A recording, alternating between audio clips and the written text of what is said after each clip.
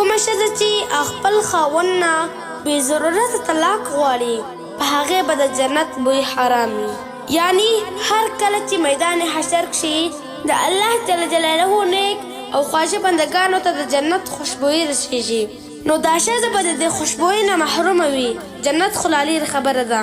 د حضرت ابن عمر رضی الله تعالی عنه نه روایت دی چې رسول الله صلی الله علیه وسلم وفرمیل چې مباح څیزونو کښې د الله جل جلاله په نیز په بغوغ ترین څیز یعنی د ټولو نه خراب څیز طلاق دی. د حضرت ابو هریره رضی الله تعالی عنه نه روایت دی چې رسول الله صلی الله علیه وسلم وفرمیل چې 3 څیزونه داسې دي چې د هغې قصد کول هم قصد دی او خندا مزاق شي د خولې نه اوښکل هم قصد دی. یعنی دې 3 واړو کښې ټوکه او ګپ شپ نه چلیږي. اول نکاح، دویم طلاق، دریم رجعت.